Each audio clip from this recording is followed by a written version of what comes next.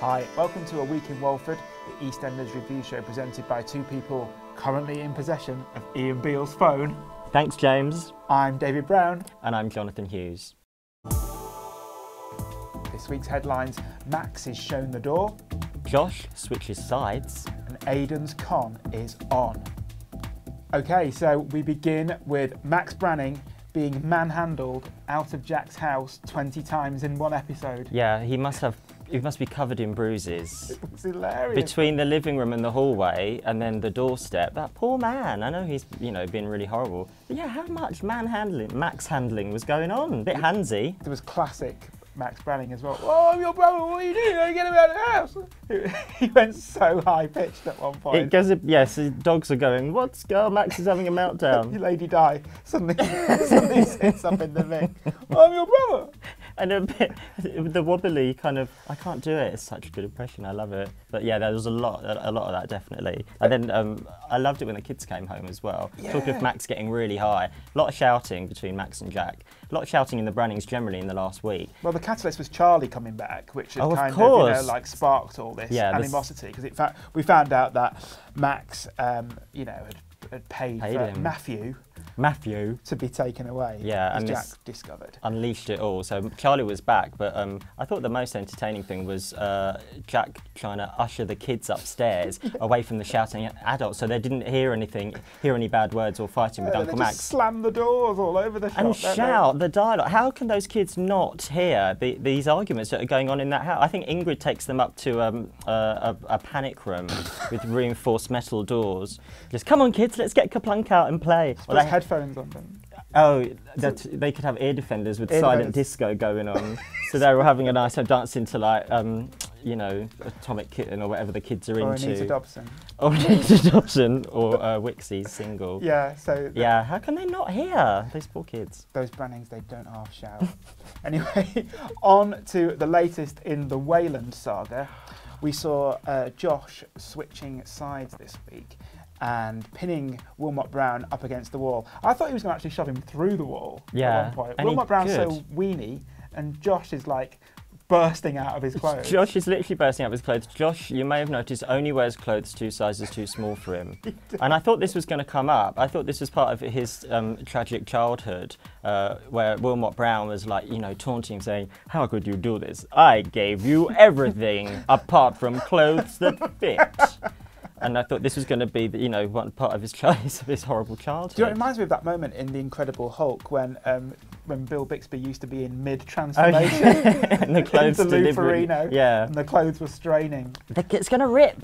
Any day now, Josh's arms are going to rip through those clothes. Yeah. Get some clothes that fit. What's going on? I thought that was going to happen when he was trying to get the information from the computer. Oh, the sabotage, The progress bar was kind of, inching its way towards... Can we talk about the progress bar? So this storyline, the Wayland story, there's been a lot of, corporate sabotage and trying to get files onto a memory stick just before Wilmot Brown comes back and all of this. How many close-ups of a progress bar does one storyline need? That progress bar is going to win Best Newcomer at the Soap Awards. You heard it here first. And also we saw yet more kind of argy-bargy with the Wilmot Browns. They do love kind of strangling and shoving each other.